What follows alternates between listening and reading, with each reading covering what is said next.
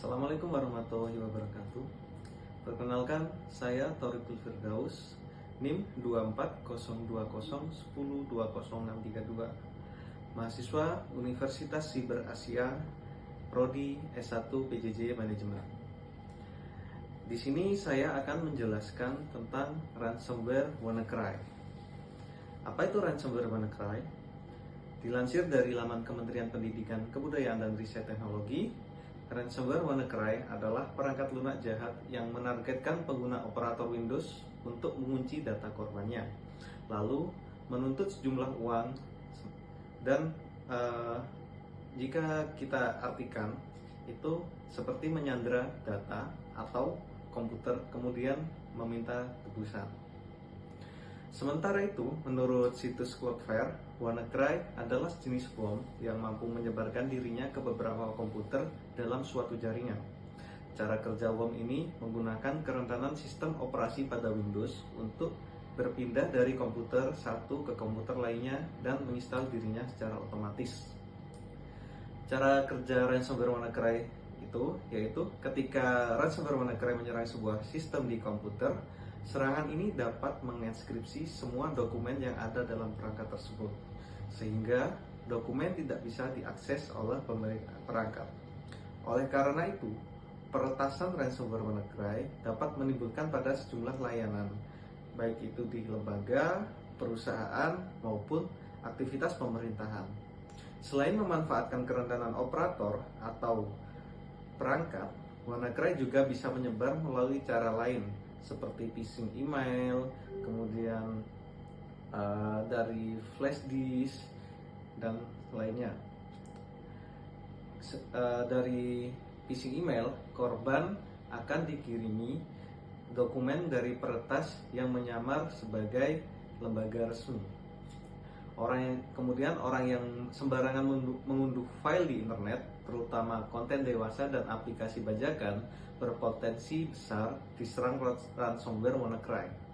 Penyebaran juga bisa melalui penggunaan media yang sudah terkontaminasi oleh program jahat ini seperti USB, flash disk, atau external hard disk. Kemudian, sebaran ransomware WannaCry ini telah menyebar di lebih dari 150 negara dan setidaknya telah menginfeksi 200.000 komputer. Disarikan dari pemberitaan Kompas, pada tahun 2017, ransomware WannaCry pernah menyerang Indonesia di beberapa perangkat rumah sakit hingga menyebabkan gangguan layanan rumah sakit. Rumah sakit yang diretas diantaranya adalah Rumah Sakit Darmais dan Rumah Sakit Harapan Kita. Saat itu, setelah mengunci data pasien dan data penting lainnya, peretas meminta tebusan kepada rumah sakit. Besaran tebusannya waktu itu sekitar 4 juta. Dan di RS Darmais, serangan tersebut dimulai pada tanggal 13 Mei 2017. Akibat serangan tersebut, pelayanan di rumah sakit itu sempat terhenti karena lebih dari 60 komputer telah terinfeksi. Ransomware WannaCry ini nggak cuma menyerang negara-negara dengan cyber security yang lemah atau negara yang kecil. Ransomware ini juga menyerang negara besar seperti Rusia, Inggris, China, bahkan juga Amerika. Kemudian untuk mengatasi ransomware WannaCry perlu kita adakan mitigasi.